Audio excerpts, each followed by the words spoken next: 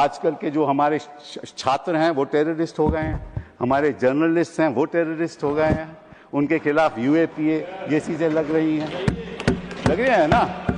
तो उसकी उनकी लड़ाई कौन लड़ेगा? सत्ता पक्ष के लोग तो लड़ नहीं सकते।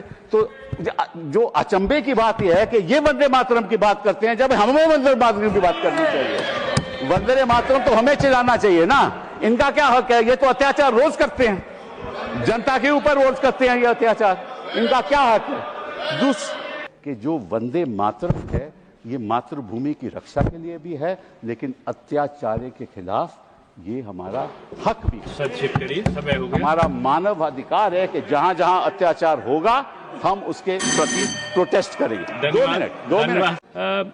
माननीय सदस्य श्री कपिल सिब्बल जी। थैंक यू वेरी मच अध्यक्ष महोदय कि आपने मुझे मौका दिया इस चर्चा में भाग लेने का।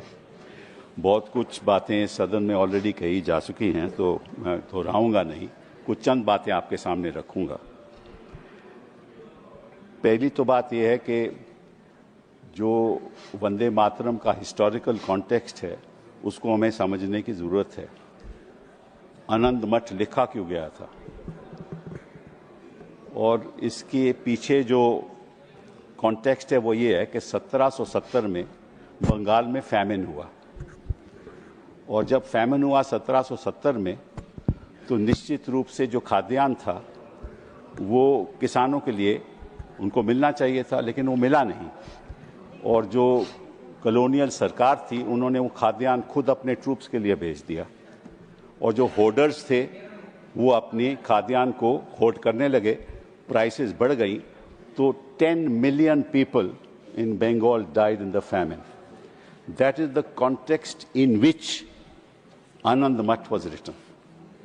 And what Anand Math says is the following, कि उस समय क्या हुआ कि एक सन्यासी का रिबेलियन हुआ, और शांति एक सन्यासन थी जिसका पति उसको छोड़ के चले गया था उसकी कॉलोनियल पावर्स को का सामना करने के लिए, और उस जान देने को तैयार था। तो शांति एक औरत थी जिसने अपने भेष बदला और एक आदमी के पुरुष का भेष लेकर वो अपने हस्बैंड को ढूंढने गई। वहां जब उसको मिला तो हस्बैंड तो छोड़ के चले गया था, उन्होंने क्या अब तो हम मिल गए हैं, चल इकट्ठा लड़ाई लड़ते हैं। और इकट्ठा लड़ाई किसके लड़ते हैं? जो अत्याचार करता है। तो उन्होंने दोनों ने अपनी जान दे दी। ये आनंद मठ की कहानी है। ये किसी को आज सदन में किसी ने रखी नहीं। इसके पीछे भेद क्या है कि मातृभूमि की रक्षा करना तो हमारा कर्तव्य है ही, लेकिन एक दूसरा कर्तव्य भी है जिसके बारे में किसी ने कुछ नहीं कहा। वो ये है कि जहां जहां अत्याचार होगा वहां हम विरोध करेंगे। असली आनंद मठ का मतलब ये है, कोई भी अत्याचारी हो, जो अत्याचारी है वो तो वंदे मातरम की बात नहीं कर सकता।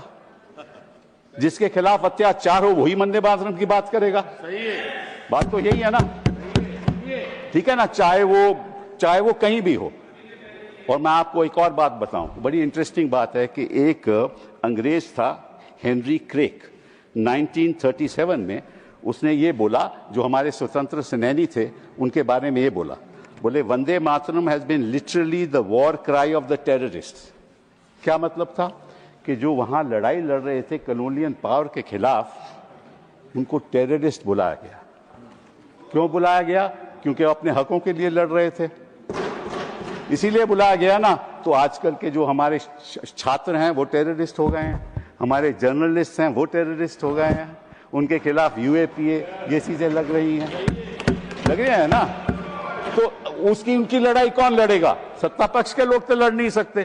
तो जो अचंभे की बात यह है कि ये वंदे मातरम की बात करते हैं जब हमें वंदे मातरम की बात करनी चाहिए। वंदे मातरम तो हमें चिल्लाना चाहिए ना। इनका क्या हक है? ये तो अत्याचार रोज करते हैं, जनता के ऊपर रोज करते हैं ये अत्याचार। इनका क्या हक है? दूसरी बात आपके पास रखना चाहता हूं कि इन्होंने कहा कि ये मुस्लिम अपीजमेंट है। ये इन्होंने बात कही, मैं आपको एक उदाहरण दे दूं कि जस्ट नोट दिस, अप्रैल 25, 1998 में एक यूपीए सरकार ने सर्कुलर इशू किया जिसको बोलते थे कल्प योजना। एक सर्कुलर इश्यू हुआ था। उसके बारे में ये कहा गया कि हर स्कूल में, हर गवर्नमेंट एडेड स्कूल में ये गाना गाया जाएगा, वंदे मातरम। वाजपेयी जी प्रधानमंत्री थे, वहां बड़ा बवाल हो गया और वहां बच्चों को स्कूल से बाहर कर दिया। तो वाजपेयी जी को जब नवंबर में वो उत्तर प्रदेश गए, उनको पता चला ये क्या हो रहा है, तो उन्होंने दिसंबर 3-4 में मीटिंग बुलाई और ये सर्कुलर वापस लिया गया। ये इतिहास की बात है। उस समय कोई मुस्लिम अपीजमेंट नहीं थी। वाजपेयी जी ने समझा कि हम विवाद की राजनीति नहीं करना चाहते। और उस समय मालूम, जो मंत्री था, जो बेसिक एजुकेशन का मंत्री था, वो रविंद्र शुक्ला था। तो मैं आपको उसका नाम भी दे देती हूं कि इसका क्या मतलब है। इसका मतलब ये है कि जो वंदे मातरम है, ये मातृभूमि की रक्षा के लिए भी है, लेकिन अत्याचार के खिलाफ ये हमारा हक भी है। समय हो गया। हमारा मानव अधिकार है कि जहां जहां अत्याचार होगा हम उसके प्रति प्रोटेस्ट करेंगे। 2 मिनट। नहीं, अब सभी के साथ एक सा है और अब मैं सोचता हूं कि आपको बहुत सारे लोग सुनना चाहते हैं। आप एक विद्वत मुझे बात करनी, लेकिन आप कम समय आते हैं इसलिए कम लोग सुनते हैं। धन्यवाद। Allow me, sir. आपकी पार्टी के पास समय नहीं है। Maharaja Sanajaoba. Sir 1 minute. 1 minute में बात कीजिए। 1 minute. 1 minute. Just 1 minute. 1 minute. So just want to. One minute.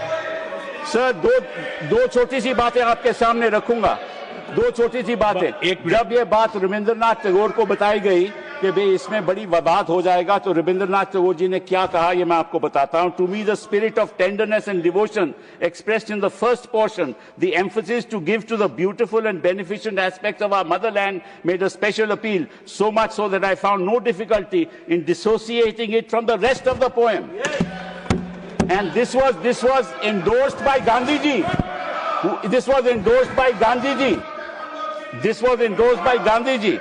He said, this was endorsed by Gandhi ji, and Gandhi ji said, it is an anti-imperialist cry. It had never meant to me that it was a Hindu song or meant only for Hindus.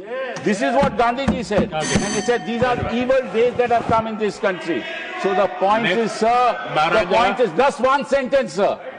One sentence. This was a movement against the partition of Bengal. Now you are partitioning the minds of this country.